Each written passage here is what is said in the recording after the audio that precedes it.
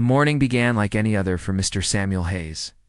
The quiet old black janitor who had worked at Greenwood Technologies for almost 30 years. He moved slowly through the marble halls with his worn cart, pushing a mop that had cleaned more floors than any executive in the building had walked across. Most employees barely noticed him. Some greeted him politely, but most treated him as if he were invisible, and Samuel never complained. He simply did his work with patience and pride. But today felt different. A heavy silence hung in the building, and whispers moved around him like small shadows. Executives in expensive suits rushed past him toward the top-floor conference room. Their faces tight, their voices sharp. Something important was happening. Something big enough to make even the highest-ranking bosses nervous. Samuel kept working, but he listened. He always listened.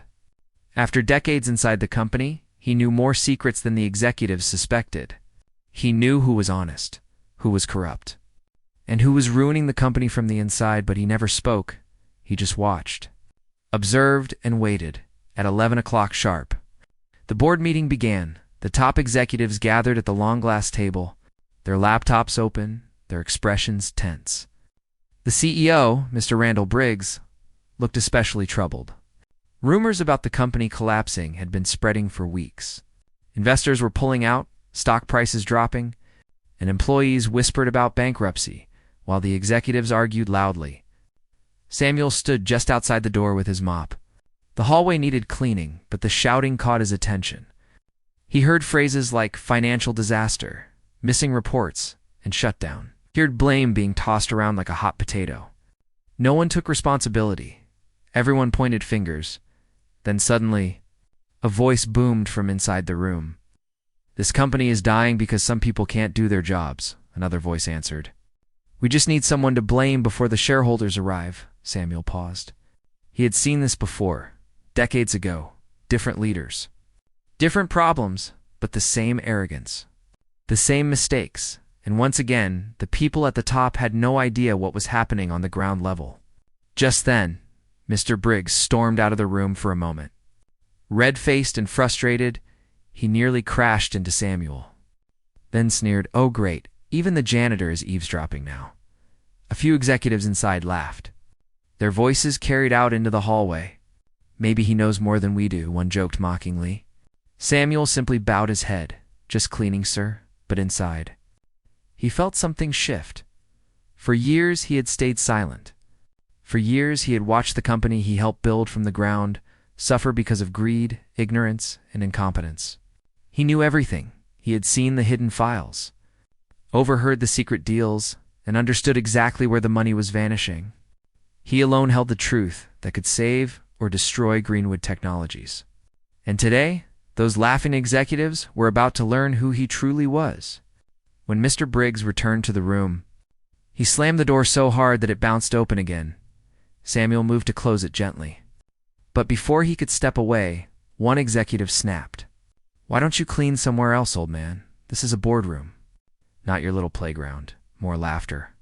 Louder this time. Samuel did not react, but his eyes hardened slightly. He placed his mop back onto the cart, straightened his old jacket, and without saying a word, walked right into the boardroom. The room fell silent. The executives stared as if a stray dog had wandered into their home. Mr. Briggs barked, "What do you think you're doing? Get out. This meeting is confidential." Samuel looked at the long table, at the people who mocked him for years, at the company he had served longer than any of them.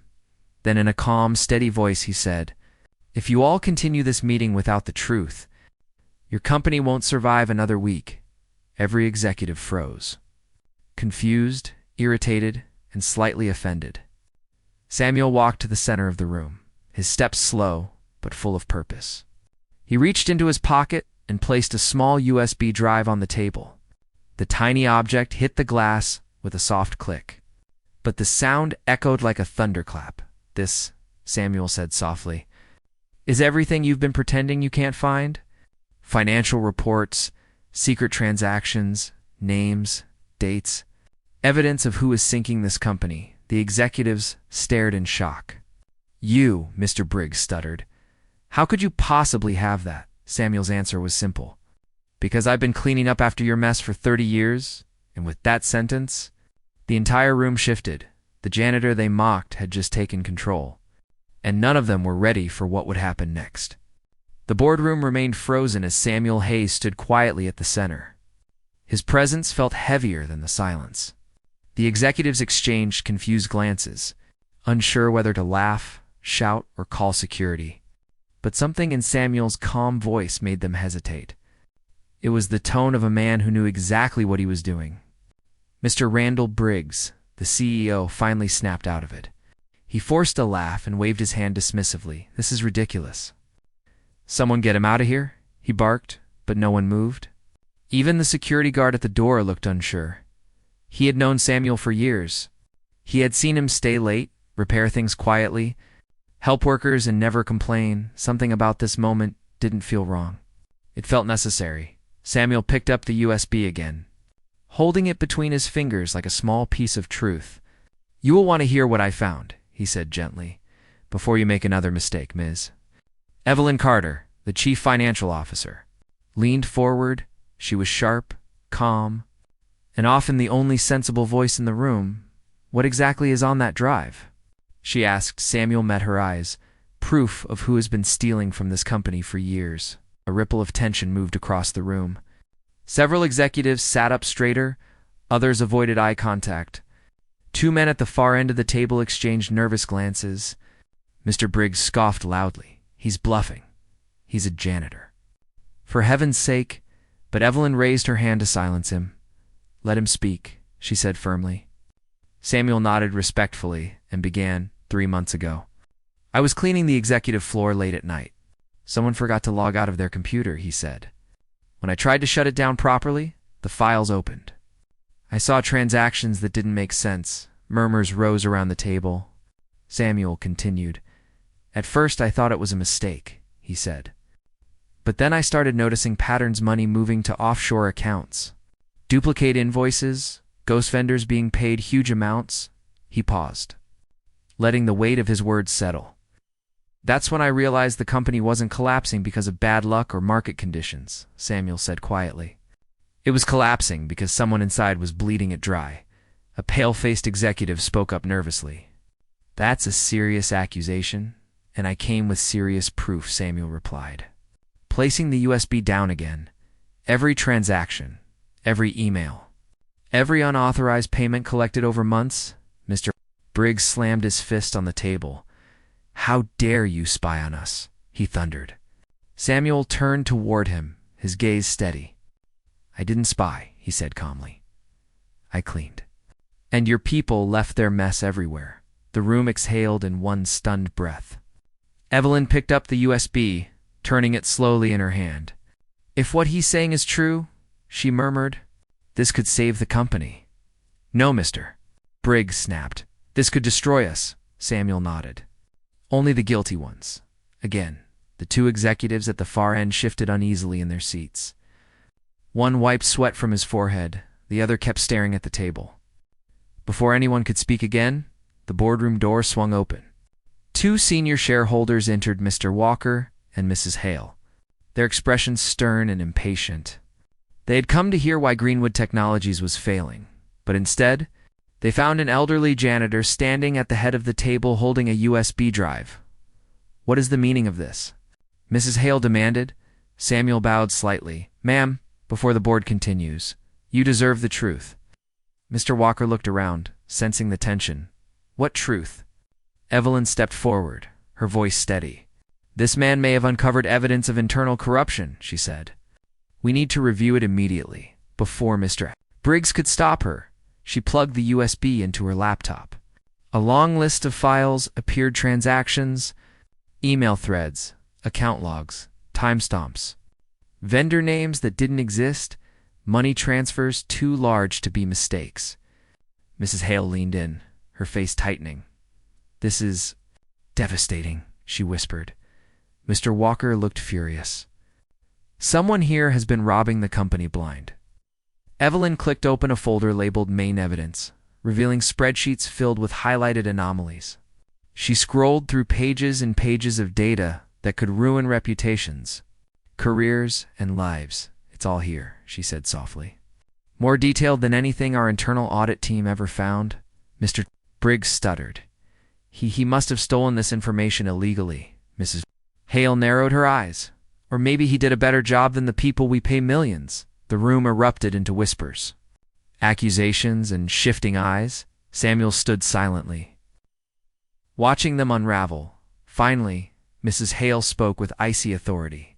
This meeting is no longer about bankruptcy, she said. It's about uncovering a betrayal. Her gaze swept the table. In finding out which one of you has been lying to us, the executives froze. Samuel knew part of them still doubted him, but that doubt was about to disappear. Because he had only shown them the surface, beneath it lay a truth much more powerful. A truth that could not only expose the guilty, but give Samuel control over the entire company. And no one in that room was prepared for that. The boardroom felt like a storm trapped in a glass box. Every executive tried to look calm, but fear rolled off them like heat from a furnace. Samuel Hayes stood quietly near the window, his hands folded in front of him. He had waited decades to be heard, but he was in no rush. He knew the truth always took time to settle. Evelyn Carter scrolled deeper into the files on the USB. Her eyes widened with every new discovery. These aren't just errors, she said carefully. These are deliberate moves, planned, executed, and hidden very well. Mrs. Hale, the senior shareholder, turned toward Samuel. How did you gather all of this? She asked, not accusingly. But with genuine astonishment, Samuel nodded once. By noticing what others ignored, he took a slow breath and continued. For years, people left documents on printers, logged into computers, and discarded files without shredding them. Cleaning is a quiet job. People forget I'm there. The executives shifted uncomfortably. They rarely thought about who saw what, but the biggest clues were conversations, Samuel said. Some people talk too much when they think the room is empty. A cold shiver moved across the room. Several executives avoided looking at him. One of them, Mr. Dalton, nervous, and always tapping his pen exceedingly blurted out, "Are you accusing all of us?" Samuel regarded him calmly. "If I were accusing all of you, I would have said so," he replied. "But some of you already know you're guilty." The room went still again. Mr. Walker, the second major shareholder, adjusted his glasses. "Carter," he said, "show us the largest transfers." Evelyn opened another file. This one displayed a timeline of unauthorized money flows millions over the past 5 years. Every transfer led to a hidden account controlled by an unknown person. But one detail stood out. The transfers always occurred late at night. Between 1 a.m. and 3 a.m., Mrs. Hale tapped the table thoughtfully. "That's unusual timing," she murmured. Samuel stepped forward slightly. "Not unusual if the person doing it worked late shifts." All eyes snapped toward him. Late shifts. Evelyn repeated, "Only a few executives stay that late. Usually the financial team." Mr. Dalton swallowed hard. "This is insane," he muttered, his voice trembling slightly. "You're all jumping to conclusions," but nobody looked convinced. Samuel moved to the edge of the table. "You've been trying to find the leak for years," he said. "But you all searched in the wrong places. You looked for hackers, outside threats, or system failures." He paused. When the real danger was inside the company, silence hit the room again. Mrs. Hale leaned over the laptop. "Zooming in on a specific transaction? This one? This vendor doesn't even exist," she said sharply. "Who approved it?" The answer hovered in the air before Evelyn whispered the name, Mr. Dalton. All heads turned toward him like a row of guns clicking into position. He froze, his face draining of color. The pen in his hand stopped tapping. Dalton forced a shaky laugh. That must be an error." "I don't remember approving anything like that." Samuel walked closer, his steps slow but firm. "You approved enough of them to drain nearly $40 million from this company," he said. "Piece by piece, small enough to escape easy detection, but big enough to sink the company over time." Dalton's mouth opened, but no sound came out. His hands trembled visibly. Mr. Walker slammed his palm onto the table. "Explain yourself," he thundered. Dalton stuttered. It's not. This can't. It can, Samuel interrupted gently, and it did. Dalton stood abruptly, knocking his chair over. You don't know anything? He yelled, You're just a janitor. Samuel didn't flinch. He looked at Dalton with the calm authority of a man who had seen more truth than lies. I may be just a janitor, he said softly, but I'm not blind. Dalton's breathing quickened. Sweat gathered on his forehead. Mrs. Hale spoke next, her voice cold as steel.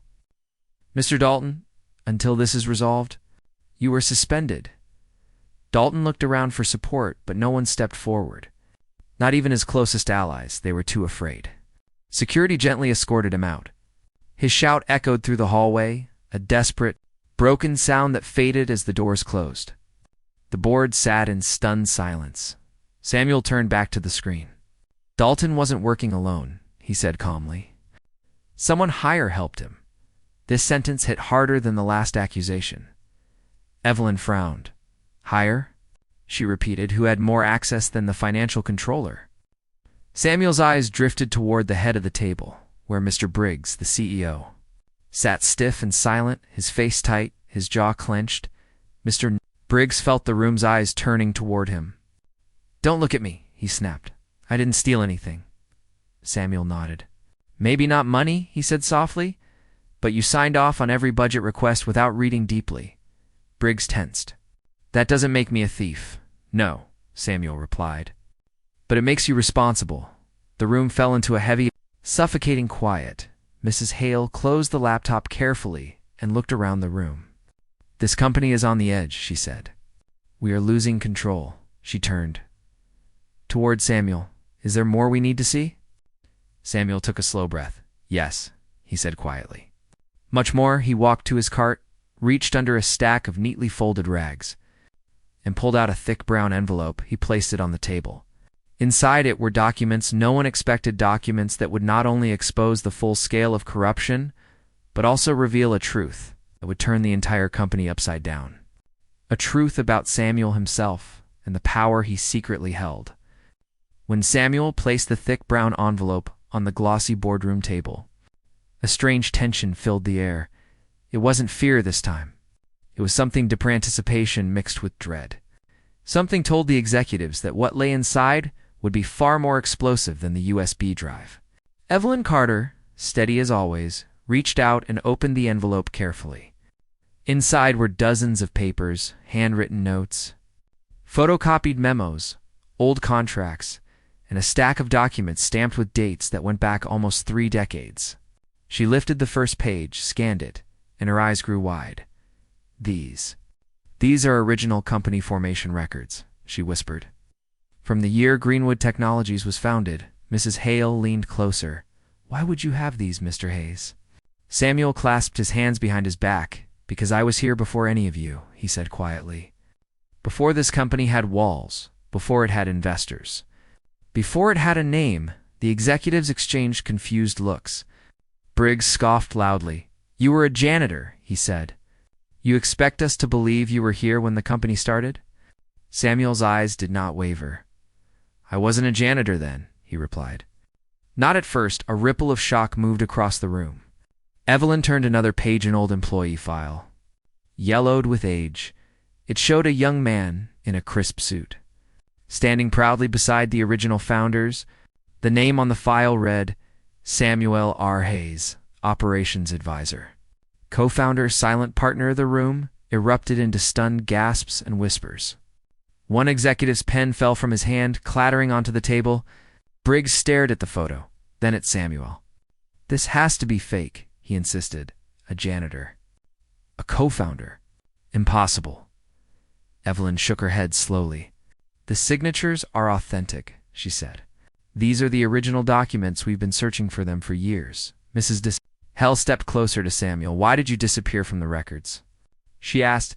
Samuel took a deep breath. Because I chose to. He walked to the window and looked out over the city, remembering a time when everything was different. 30 years ago, Samuel began. I invested my savings, my time, and my ideas into building Greenwood Technologies with the original team. He paused. But when the company started growing, greed grew with it. He turned back to them.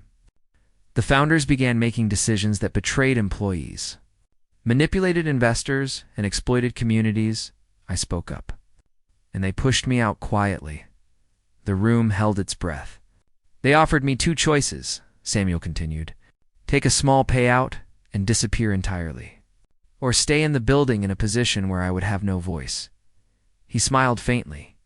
I chose the janitor's uniform. The executives stared in shock. Incapable of processing the truth, Mr. Walker struggled to speak, but why stay at all? Samuel's voice softened. Because I still believed in what this company could have been, he said. I stayed to protect what little good remained. To protect the workers who trusted the company. To protect the values we once dreamed of. He paused. And because someone needed to watch, a quiet, unsettled buzz filled the room. Evelyn reviewed more documents, surly investment notes, handwritten disagreements, and even a letter from one of the founders apologizing for how Samuel was forced out. She spoke softly. This changes everything. Briggs slammed his hand on the table. His face red with frustration. He's lying. This is some elaborate trick. Samuel turned toward him. You've been CEO for 5 years, he said. And you never once read the company's historical archives. Briggs opened his mouth but couldn't form a response. Mrs. Hale folded her arms. We will authenticate all documents formally, she said. But from what I see, Mr. Hayes has more legitimate evidence of leadership than half the executives in this room. The executives shifted uneasily. Feeling the ground beneath them tilt, Samuel continued. The corruption you see today didn't begin recently, he said. It started long ago when leadership chose profit over integrity. He nodded toward the screen showing Dalton's fraudulent transactions. And you allowed new generations of leaders to repeat the same mistakes. Evelyn looked up from the papers. You were watching all this time, she said softly. Why expose everything now? Samuel approached the table again. Because the company is dying, he said, and you can't fix something if you don't know how broken it is. He placed both hands on the table and leaned slightly forward. His voice steady, but carrying a lifetime of weight.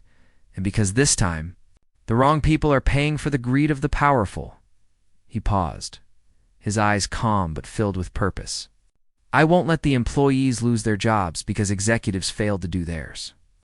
Silence settled over the room like heavy dust.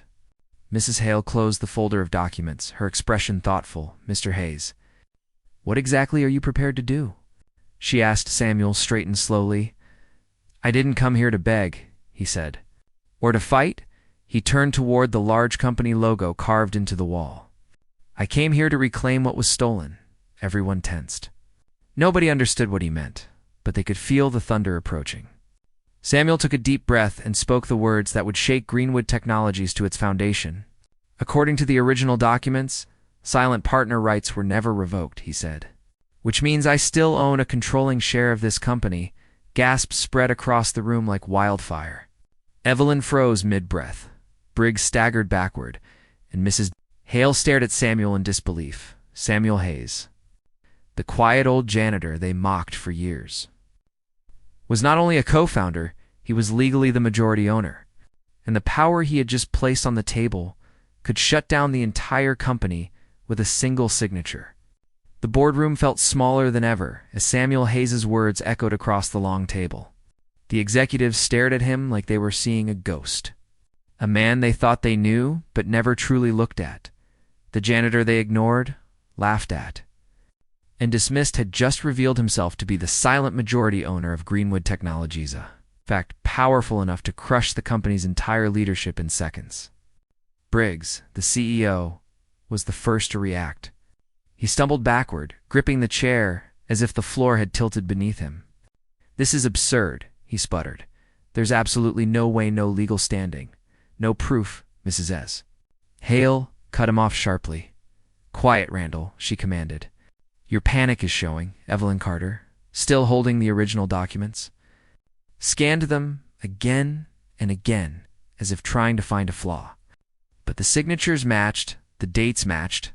The legal stamps were authentic. There was no loophole, no missing page, no convenient mistakes.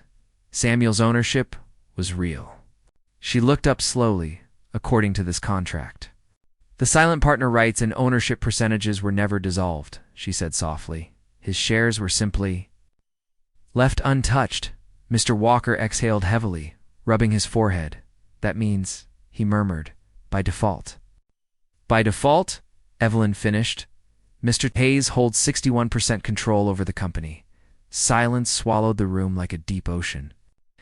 Samuel didn't gloat, didn't smirk, didn't even blink. He had carried this truth quietly for 30 long years. And now he stood with a calmness that felt more powerful than any title. Briggs suddenly slammed his hand on the table. "You don't know how to run a modern corporation?" he shouted. "You can't just walk in here after sweeping floors and expect us to obey you." Samuel turned toward him, his voice gentle but razor-sharp. "I didn't sweep floors," he said. "I watched the company from the ground up. I saw employees struggling, leaders stealing, and decisions made without conscience." He stepped closer. "I saw enough to run this place better than you ever did." The room went still again. Mrs. Hale leaned forward, her eyes thoughtful. "Mr. Hayes," she said, "if what you say is true, what exactly do you intend to do with this power?" Samuel took a slow breath. "The company is sinking," he said, "and you all know it." He turned toward the large screen, still displaying Dalton's fraudulent transfers. "Millions stolen," he said. "Reputation damaged. Employees afraid of losing their jobs. Investors ready to run." He paused, letting the truth settle over them like a heavy blanket. "I have no interest in holding a title," he continued.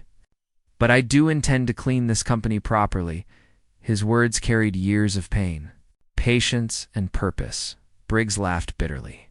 "You can't fire us," he snapped. "There are legal processes, board votes, contracts." Mrs. Hale interrupted. "He owns the company." Briggs's face drained of color. Samuel walked to the head of the table. The seat where the CEO usually sat, he didn't sit. He simply placed one hand on the back of the chair. An old man touching a throne he never asked for. "Let's start with honesty," he said calmly. "Who helped Dalton steal the money?" The executives shifted uneasily, looking everywhere except at Samuel. "No one," he said softly. "Then I will show you." He tapped the table, and Evelyn opened another folder from the envelope. Inside were more documentscapes of emails, internal approvals, hidden authorizations, signatures from two executives who tried to stay quiet, hoping the blame would stop at Dalton. Evelyn read the names aloud. "Mr. Turner" and "Ms. Gleason." Gasps erupted. Turner sank into his chair, his face turning gray. Gleason covered her mouth with shaking hands. Tears forming in her eyes, security moved forward gently. Waiting for Samuel's signal. "Let them stay," Samuel said softly. "They'll speak." Turner broke first. "Dalton said the funds were temporary transfers." He cried. I swear I didn't know it would grow this big." Gleason whispered. "We were threatened. He said if we refused, he'd pin it on us." Samuel nodded slowly. "Fear makes people obey corruption," he said. "I understand that." He looked at them with surprising compassion. "But silence allows corruption to grow." The room fell silent again, as Turner and Gleason were escorted out and not in handcuffs, but with dignity, under review, instead of accusation. Samuel didn't destroy them. He knew guilt by fear was not the same as guilt by greed. Briggs, shaking now, pointed a trembling finger at Samuel. "You will ruin us," he whispered. "You will burn everything to the ground." Samuel looked at him steadily. "No," he said. "You already did that." He stepped away from the CEO chair and turned toward the window again, the sunlight reflecting softly on his worn uniform. "I came here today because this company has one chance left," he said. "One chance to be rebuilt the right way." Mrs. Hale spoke quietly. "What do you want?" Samuel turned back slowly, and for the first time, a spark of determination lit his eyes. "I want every executive who put profit above people removed," he said. "I want an independent audit. I want transparency. I want every worker from janitors to engineers treated with respect." He paused, his voice steady and unshakable. "And until this company is clean," he said, "I am shutting down all operations." The room exploded into chaos, shouts, protests. Ferrand, yet Samuel stood calm like a mountain in the storm. Briggs yelled, "You'll destroy everything," Samuel answered softly. "Sometimes you have to shut a dirty machine down before you can rebuild it." The old janitor had spoken his decree, and by the power of the controlling partner, Greenwood Technologies officially stood at the edge of a complete shutdown. A shutdown only Samuel Hayes could reverse or finalize. Panic spread through the boardroom like wildfire the moment Samuel Hayes announced the shutdown. Voices clashed, chairs scraped back, papers flew, and fear wrapped itself around every executive in the room like a tightening rope. Greenwood Technologies was a giant company, and shutting it down was equivalent to freezing an entire city's heartbeat. But the man making this decision did not waver.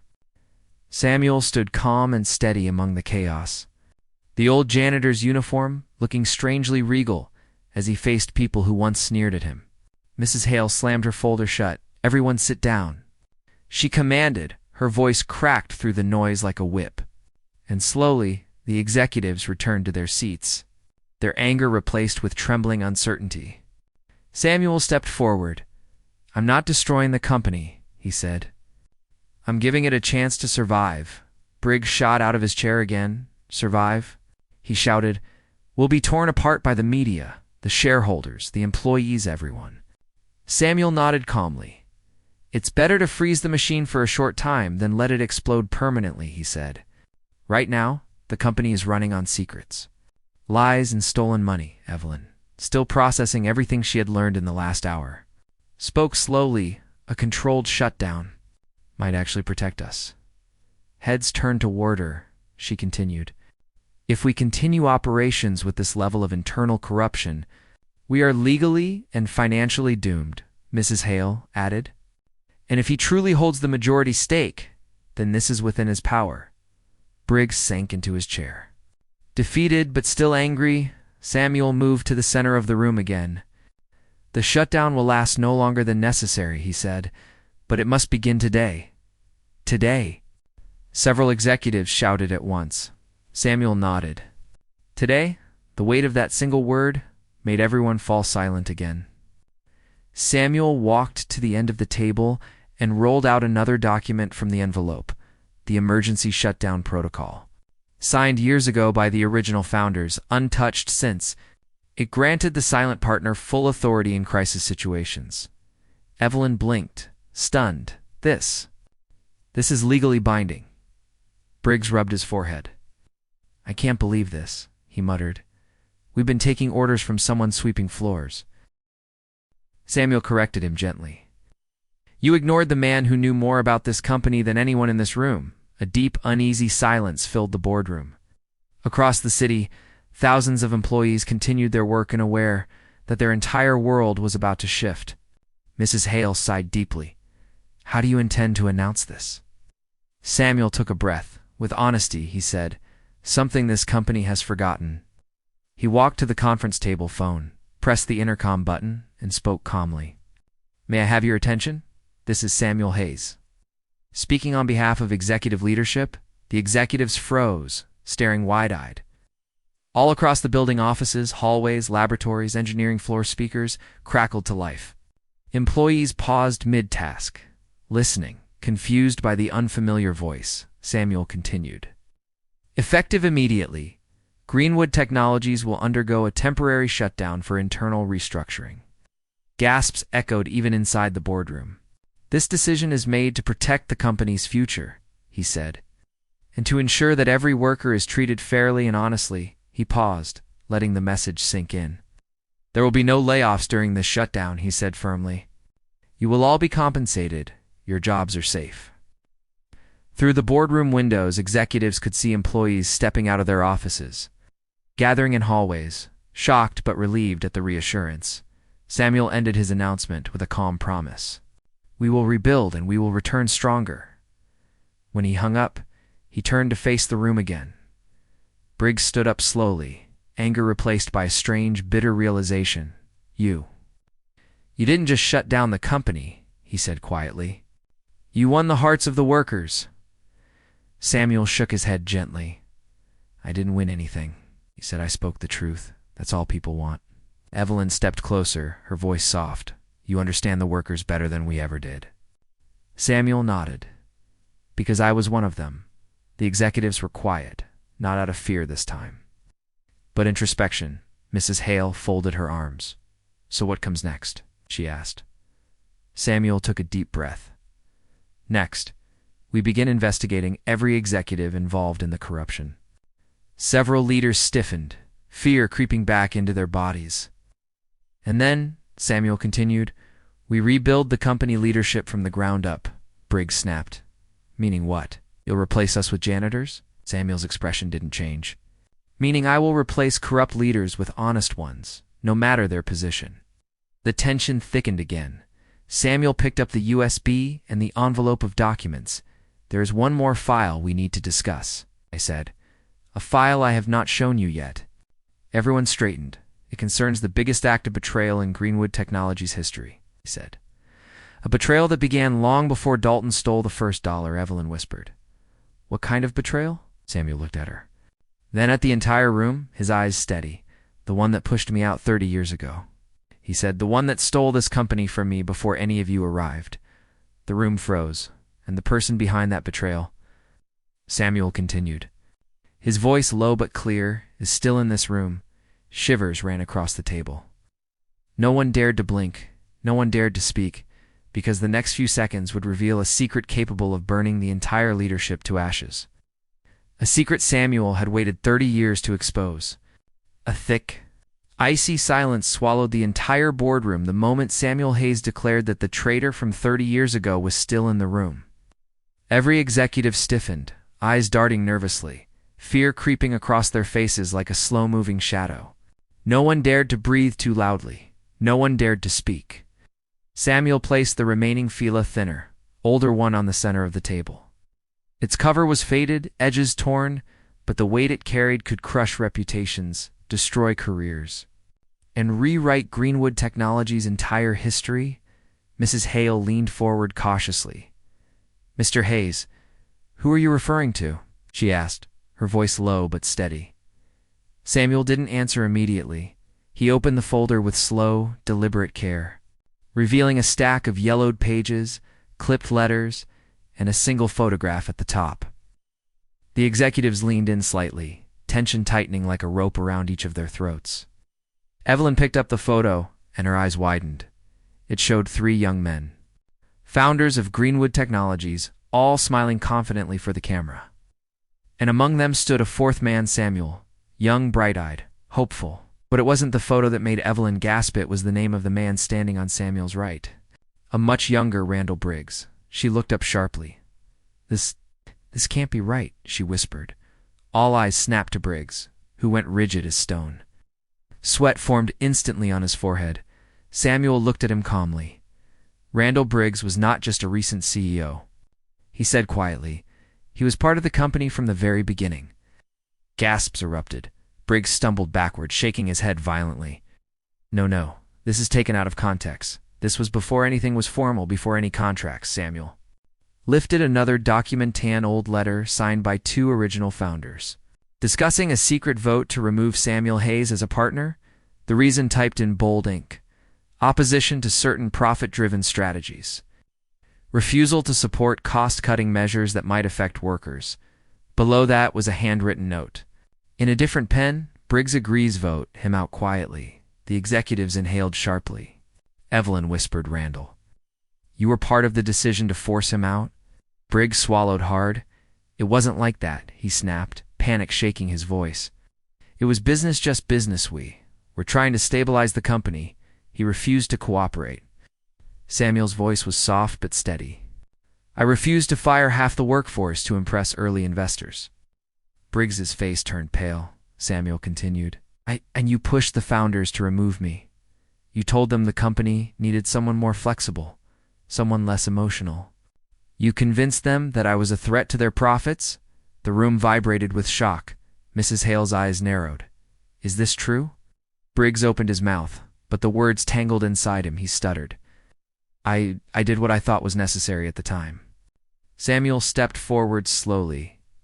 You didn't just remove me, he said. You hid my shares, manipulated my ownership documents, and buried my name under a false employment file. Evelyn looked at the files again, her voice shaking. "This is criminal," Briggs trembled. "It was 30 years ago," he whispered. "No one was supposed to find out." Samuel's expression remained calm, almost heartbreakingly calm, for 30 years. "I watched you rise," he said. "I watched you build your career on lies. I watched you treat employees the same way you treated me, like tools, not people." Briggs's knees almost buckled, collapsed into a chair, burying his face in his hands. "I was young," he muttered. "We all made choices, bad ones." Samuel nodded. "Choices have consequences." Mrs. Hale's voice was sharp. "Randall Briggs, you withheld critical financial and legal information. You lied about company history. You participated in removing a founding partner illegally." Briggs shook his head desperately. "Can't fire me for something from 30 years ago. There's no proof Samuel placed another document on the table, emails from the early years. Copies of handwritten notes, signatures that matched Briggs's youthful handwriting, and a letter where Briggs bragged to another founder that Samuel was handled permanently. "He left a trail," Samuel said softly. "A long one," Evelyn whispered. "He wasn't just part of the corruption. He started it." A wave of disgust rippled through the room. Mrs. Hale looked at Samuel. "What do you want us to do?" Samuel took a slow breath. "Randall Briggs is to be removed as CEO effective immediately," he said, "and he is banned from all company properties until legal review is complete." Briggs shot up, shaking with rage. "Can't do this to me. I built this company." Samuel looked him in the eyes. "No," he said gently. "You stole it." Security stepped forward. Briggs backed away, screaming. "You're nothing but a janitor. How can you take everything from me?" Samuel answered calmly. "You took everything from me first." Two guards took Briggs by the arms, dragging him toward the door as he shouted, kicked, and begged. His voice echoed off the walls until it faded completely. Silence returned, heavy, raw, unbelievable. Samuel looked around the room. "The corruption didn't start with Dalton," he said. "It started with the man leading you." The executives lowered their eyes. Ashamed, Mrs. Hale nodded slowly. "What comes next, Mr. Hayes?" "And Samuel? The old janitor, the forgotten founder, the silent partner who became the storm they never expected, spoke with the strength of a man reclaiming his legacy. Next, he said, we rebuild from the ashes he left behind. But none of them knew the final secret Samuel carried was the most shocking of all. And it would change not just the company, but Samuel's entire life forever. For a long moment after Randall Briggs was dragged from the boardroom, the silence felt heavy and unreal. It was as if everyone in the room was trying to relearn how to breathe. The truth had crashed over them like a tidal wave: corruption, betrayal, hidden ownership, and a janitor who was never truly a janitor at all. Samuel Hayes stood quietly near the window, watching the morning sunlight spill across the skyline. For 30 years, he had moved like a shadow in this building, unseen but ever present, always watching the ground he once helped build. And now, for the first time in decades, it felt like the future was beginning instead of ending. Mrs. Hale finally broke the silence. "Mr. Hayes," she said gently, "the board awaits your final decision." Samuel turned slowly, his face calm but filled with a kind of exhaustion only time could carve. "Final decision?" he asked softly. Evelyn stepped forward. "You now hold full authority," she said. "You control the company. You can appoint leadership, dissolve departments, redirect funds, everything." All eyes turned toward him with a strange mixture of fear and hope. Samuel walked to the head of the table, but again. He did not sit. He rested his old hands on the back of the chair, looking at the seat where Briggs had once sat like a king guarding stolen land. "This company needs to be rebuilt," Samuel said. "But not by one man." The executives exchanged puzzled glances. Samuel continued. "Greenwood Technologies was destroyed because power was held by people who cared more about profit than people. If I sit in this chair alone, I become the same thing I fought against." Evelyn blinked. "Then, what do you want to do?" Samuel reached into the envelope one last time and pulled out a short list, a handwritten list, and placed it on the table. "These," he said, "are the names of employees I've watched for years. People who worked with honesty, kindness, and commitment." The executives looked surprised. Several names were not directors or high-ranking members. They were mid-level managers, engineers, team leaders, and even a few ground floor workers. You want them to help run the company? One executive whispered, stunned. Samuel nodded. Yes, he said. The people who cared, the people no one noticed. The board murmured in disbelief. Mrs. Hale asked, "And what about us?" Samuel looked at each of them carefully. "Those who are innocent will stay," he said. "Those who turned a blind eye will be retrained, and those who were involved," he added gently, "are already gone." The room went silent again this time, not from fear. "But from clarity, then?" Evelyn asked quietly. "And you, Mr. Hayes? What role will you take?" The question lingered in the air like a soft drumbeat. Samuel inhaled slowly. "I will remain a silent partner," he said, "just as I was meant to be." The executives looked confused. "But after everything," one said, "after all you endured, all you uncovered, you still don't want to lead?" Samuel smiled faintly, a sad, gentle smile. "I didn't come back for revenge," he said. "I came back for restoration." He glanced toward the window again, watching the employees below slowly stepping outside after the shutdown announcement, watching their confusion turn into calmness, seeing the company shift from fear to relief. "This company was never supposed to belong to a single man," he said. "It should belong to the people who give it life every day." Then he added quietly, "And I've carried this weight long enough." Evelyn stepped forward. "Mr. Hayes," she said, "there is still one thing you haven't explained, the last secret you said you were holding." All heads turned toward Samuel. He looked down at his hands. Aged but steady, then back at the table. "Yes," he said softly. "The final secret." He reached again into the envelope and pulled out a small, folded letter the size of a palm. Worn down by time and reading, he opened it slowly, revealing a signature at the bottom. The executives leaned in, trying to read the name. It was a signature. They all recognized it. Belonged to Samuel's late wife, Lillian Hayes, one of Greenwood Technology's earliest investors. Mrs. Hale whispered, "Your wife?" Samuel's voice softened. Lillian believed in this company more than anyone. She invested everything, her savings and her dreams, when she passed away. "I made her a promise." His eyes glistened faintly, though he blinked away the tears. "I promised her," he continued, "that I would watch over this place until it became the company she believed it could be." The room was silent. "Respectful, emotional, for 30 years, Samuel said. "I kept that promise from the shadows." He folded the letter gently and placed it on the table. "And now," he said softly, "I can finally keep the promise in the light." Mrs. Hale stepped forward, her voice filled with sincerity. "Mr. Hayes, your wife would be proud," she said. Samuel nodded. She believed in people, not ranks. He turned away from the chair once more, stepping back toward his old janitor cart, the symbol of the life he lived. The disguise he wore, the shadow he became. Evelyn called out, "Mr. Hayes." "You don't have to return to that cart," Samuel smiled gently. "It's not a cart," he said. "It's where I learned the truth about people. And the truth saved this company."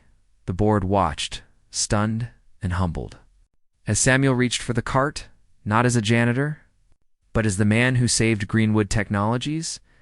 He paused at the door, turning back one last time. "The company will reopen when we rebuild it together," he said. "Not as executives and janitors, but as people." The door opened, sunlight spilling across the floor, and this time Samuel added softly, "We will build it right." He stepped out, leaving behind the boardroom, the corruption, the betrayal land, beginning a new era for the company he never truly left. Samuel Hayes, the forgotten founder, the silent partner, the janitor who saved everything, finally walked away not in defeat, but in triumph, a man who kept his promise, a man who rebuilt a legacy, and a man who proved that dignity, integrity, and truth outshine any title, any office, any throne,